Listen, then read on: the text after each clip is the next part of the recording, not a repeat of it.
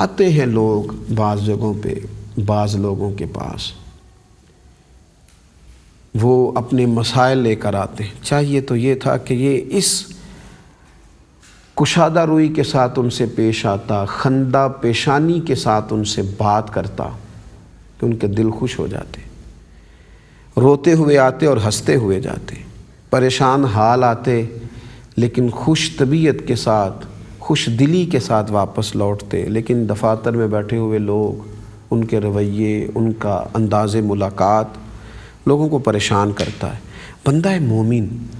اگر ایک ذہن بنائے نا کہ یار یہ خدا نے فضل کیا ہے، مجھے منصب دیا ہے، کشادہ روئی اس کی طبیعت میں پیدا ہوگی۔ اللہ کے پیارے رسول صلی اللہ تعالیٰ علیہ وسلم نے فرمایا تمہارا کسی مسلمان بھائی کے لیے خوشی کا موقع فراہم کرنا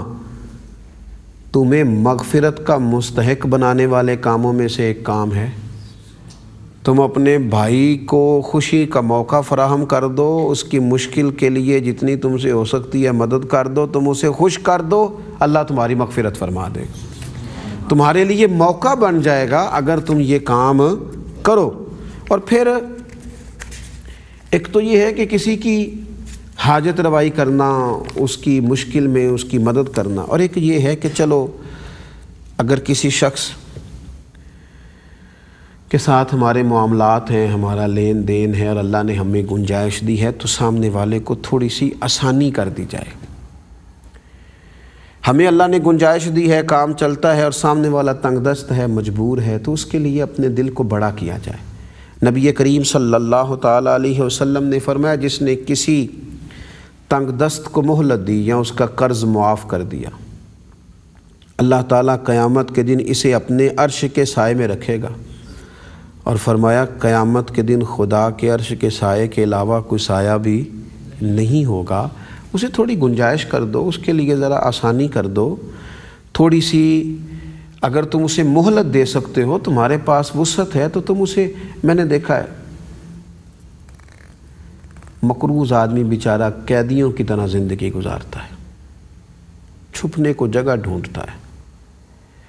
اور خدا معاف کرے بعض مقامات پر جھوٹ بھی بولتا ہے، چونکہ تنگ دست ہے، مجبور ہے، اس کے پاس گنجائش نہیں ہے۔ اس کی حاجت روائی کی جا سکتی ہے، اسے گنجائش دی جا سکتی ہے، لیکن اسے تکلیف دی جاتی ہے۔ لینے والے کے پاس طاقت تھی، گنجائش کر سکتا تھا، لیکن وہ کہتا ہے ہاں اگر سامنے والا وہ سمجھتا ہے کہ یہ طاقتور ہے تو پھر تو کہتا ہے کہ چل بھائی تیری مہربانی دے دے، لیکن اگر تنگ دست ہے، مجبور ہے، غریب ہے تو پھر کہتا ہے کل شام کو پیسے دینے ہی پڑیں گے، تمہیں ہر صورت دینے ہیں، ورنہ یاد رکھو میں بڑی سختی سے پیش آؤں گا۔ میں نے دیکھا ہے غریبوں کے دروازوں پر شور ہوتا ہے، مقروض بیچارے شدید آزمائش کا شکار ہے، ذہنی کوفت کا شکار ہے، صبح کا سکون گیا، رات کی نیند گئی، کھانے کی لذت گئی، زندگی ایک عجیب کوفت کا شکار ہو گئی۔ حالانکہ ہم تو اس پیارے رسول،